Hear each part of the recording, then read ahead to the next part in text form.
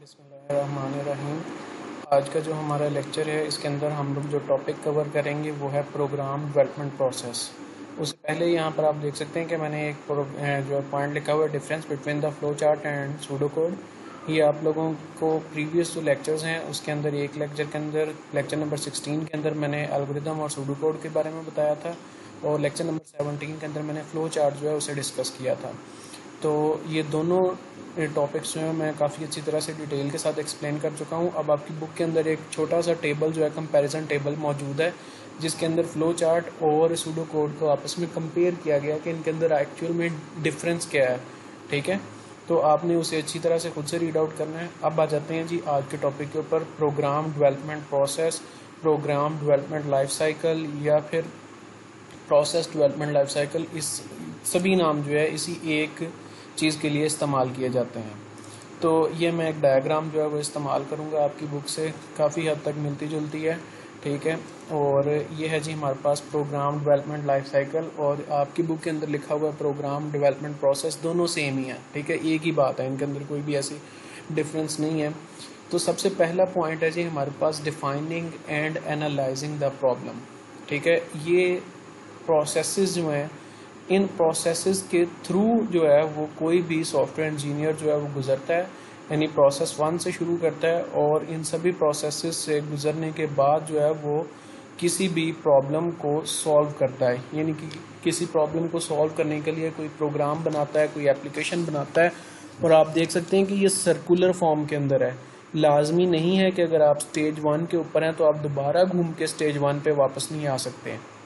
जब तक आपकी प्रॉब्लम सॉल्व नहीं होती आप तब तक इसी जो है प्रोसीजर को फॉलो करते हुए सर्कुलर जो है वो मूव करते रहेंगे। तो अब मैं इन सभी स्टेजेस को जो है वो डिस्कस करता हूँ, बारी बारी सभी के बारे में बताऊँगा। तो पहला है जी हमारे पास defining and analysing the problem, यानी प्रॉब्लम की डेफिनेशन। एक्चुअल में इसमें प्रोग्रामर या फिर जो रिसर्चर है वो ये चीज़ देखता है कि एक्चुअल में प्रॉब्लम है क्या, वो किस चीज़ को सॉल्व करने के लिए जा रहा है। ठीक है, जो चीज़ वो सॉल्व करने के लिए जा रहा है उसके बारे में फैक्ट्स एंड फिगर्स जो हैं, जो भी नेसेसरी फैक्ट्स एंड फिगर्स होते हैं उन्हें जो है इकट्ठा किया जाता है। ठीक है, फिर वो ये देखता है कि प्रोग्राम जो मैं बनाऊंगा इसे किस तरह से डिज़ाइन किया जाएगा, इसके लिए लैंग्वेज जो मैं सिलेक्ट करूंगा वो मोस्ट सूटेबल लैंग्वेज कौन सी है। फॉर एग्जाम्पल, अगर तो मैं कोई वेब से रिलेटेड प्रॉब्लम सॉल्व करने के लिए जा रहा हूँ तो मैं HTML, PHP या CSS इस्तेमाल करूँगा। लेकिन अगर मैं डेस्कटॉप से रिलेटेड कोई प्रॉब्लम सॉल्व करने के लिए जा रहा हूँ तो मेरी प्रेफरेंस होगी कि मैं C++, जावा या फिर इस तरह की कोई डेस्कटॉप जो है एप्लीकेशन के लिए जो लैंग्वेज मौजूद है वो इस्तेमाल करूँ। तो प्रॉब्लम डेफिनेशन के अंदर वो प्रॉब्लम को एनालाइज करते हुए इस बात का भी तयन करता है कि वो किस किस्म की लैंग्वेज जो है इस्तेमाल करेगा जो है फ्यूचर के अंदर इस प्रॉब्लम को सॉल्व करने के लिए। फिर वो ये भी देखता है कि इसकी इनपुट क्या होगी और डिज़ायर्ड आउटपुट क्या है, यानी मेरे पास जो प्रॉब्लम है इसे एज अ इनपुट में क्या प्रोवाइड करूंगा और मेरी रिक्वायरमेंट क्या है कि मुझे वापस रिजल्ट में आउटपुट क्या मिलनी चाहिए। ये सभी चीज़ें जो हैं इस फर्स्ट स्टेज के अंदर प्रॉब्लम डेफिनेशन के अंदर and defining and analysing the problem वाली स्टेज के अंदर देखी जाती हैं।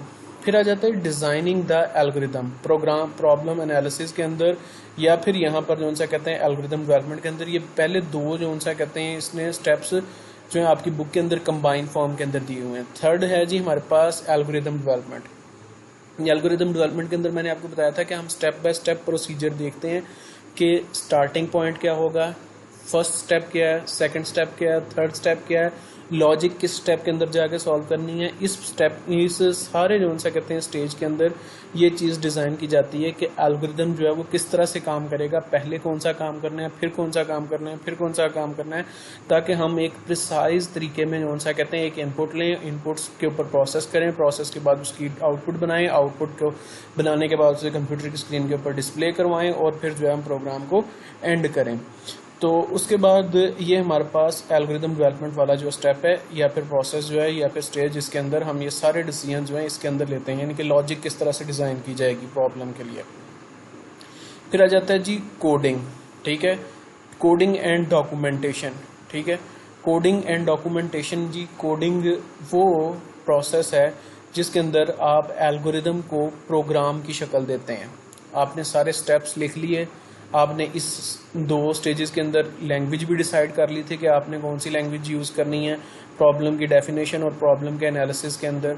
ठीक है, अब आप कोडिंग के अंदर जो है क्या करते हैं कि आप उस एल्गोरिदम को कोड की शक्ल देना शुरू करते हैं, यानी कि कंप्यूटर की लैंग्वेज के अंदर ट्रांसलेट करना शुरू कर देते हैं उस एल्गोरिदम को।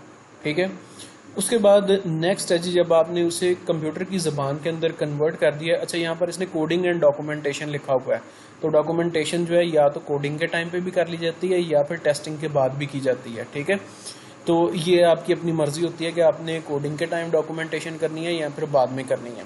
तो ये आपको ये ज़्यादा ज़रूरी नहीं है कि आप कोडिंग के बाद ही डॉक्यूमेंटेशन करें, यानी टेस्टिंग के बाद करें या फ़ौरन कोडिंग के बाद।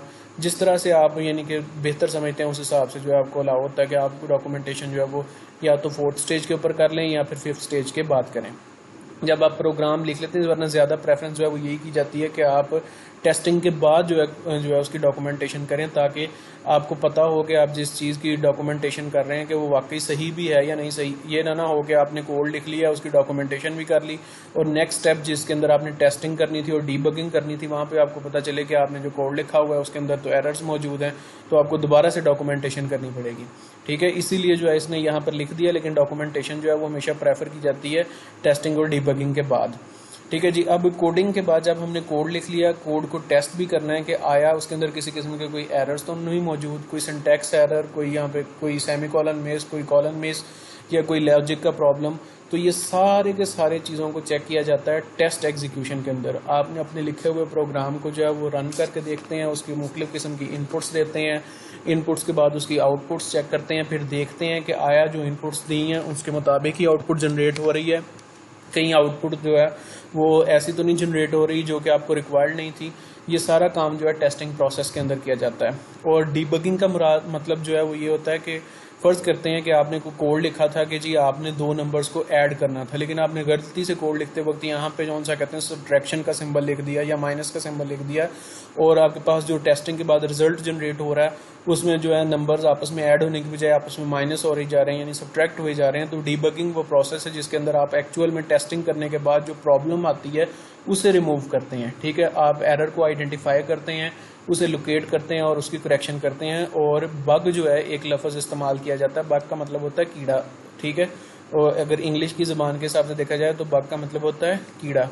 ठीक है, डीबगिंग जो है उस प्रोसेस को कहते हैं जिसके अंदर हम किसी प्रोग्राम के अंदर मौजूद एरर को रिमूव करते हैं। कंप्यूटर की ज़बान में डीबगिंग इसके लिए इस्तेमाल किया जाता है। इसकी डेफिनेशन अक्सर जो है वो पूछ ली जाती है स्टूडेंट से। ठीक है, जब ये डीप टेस्टिंग भी हो जाती है, डीबगिंग भी हो जाती है, उसके बाद जो है डॉक्यूमेंटेशन की जाती है। ठीक है, जब आपको तसल्ली हो जाती है कि आपका जो है प्रोग्राम हर लिहाज से बिल्कुल ठीक काम कर रहा है, तो उसके बाद जो है वो यहाँ पर इसकी डॉक्यूमेंटेशन कर दी जाती है। ये एक इजाफी स्टेज जो है यहाँ पर दी गई है मेंटेनेंस। इसके बारे में मैं बता देता हूँ। मेंटेनेंस कौन सा कहते हैं, कब इम्प्लीमेंट की जाती है। फॉर एग्जांपल, आप मार्केट से जो है वो किसी किस्म का कोई भी इलेक्ट्रॉनिक्स की चीज़ परचेज़ करते हैं, ठीक है, और आपको साथ में वारंटी दी जाती है कि जी इसकी 1 साल की वारंटी है या फिर 2 साल की वारंटी है, लेकिन उसके बाद कौन सा कहते हैं किसी किस्म की कोई प्रॉब्लम आ जाती है, तो आप जो वारंटी क्लेम करते हैं वो मेंटेनेंस जो है स्टेज उसके अंदर कंसिडर की जाती है। तो जब सॉफ्टवेयर्स बना के दिए जाते हैं तो मुख्तलिफ कंपनियां जो सी हैं उसकी मेंटेनेंस जो है वो लाजमी तौर पर प्रोवाइड करती हैं। अब सॉफ्टवेयर इंडस्ट्री के अंदर सॉफ्टवेयर के अंदर प्रॉब्लम जो है वो तो टेस्टिंग और डीबगिंग के अंदर ही पता चल जाती है। तो यहाँ पर मेंटेनेंस के अंदर क्या होता है कि मेंटेनेंस के अंदर एक तो प्रॉब्लम यानी कि मे भी पॉसिबल है कि कोई प्रॉब्लम रह जाए, अव्वल तो रहती कोई नहीं है, लेकिन अगर रह जाए तो उसे मेंटेनेंस वाली स्टेज के अंदर जो है वो रिमूव किया जाता है। और मेंटेनेंस वाली स्टेज के अंदर जो है एक चीज़ इंपॉर्टेंट जो शामिल है वो ये है कि मेंटेनेंस वाली स्टेज के अंदर आप जिस क्लाइंट को वो सॉफ्टवेयर फरोख्त कर रहे हैं, यानी जो भी प्रोडक्ट आपने बना के दी है, उसके एम्प्लॉयज़ को या फिर उसे जो है उस सॉफ्टवेयर को यूज़ करना सिखाया जाता है। ठीक है, कि इसे किस तरह से यूज़ करना है, किस तरह से इसे इनपुट प्रोवाइड करनी है, किस तरह से जो है इसकी आउटपुट जनरेट करनी है, इसमें कौन कौन से फंक्शंस हैं, वो फंक्शंस जो मौजूद हैं वो किस तरह से काम करते हैं, ये सारी चीज़ें जो हैं मेंटेनेंस के अंदर आ जाती हैं। ये जी हमारा प्रोग्राम डेवलपमेंट लाइफ साइकिल है और आपकी बुक के अंदर इसने प्रोग्राम डेवलपमेंट प्रोसेस का नाम दिया है। तो आप अगर देखेंगे तो मुख्तलिफ बुक्स के अंदर मुख्तलिफ इनके नाम जो हैं स्टेजेस के नाम मौजूद हैं, उससे कोई फ़र्क नहीं पड़ता। आपको जस्ट जो है पता होना चाहिए कि किस स्टेज के ऊपर जो है वो कौन सा काम हो रहा है। ठीक है, आप इसे इसी तरतीब से जो है बेशक याद कर लें या अपनी बुक की तरतीब जो मौजूद है उसके हिसाब से जो है वो तैयार कर लें। अच्छा जी, खुदा हाफिज़।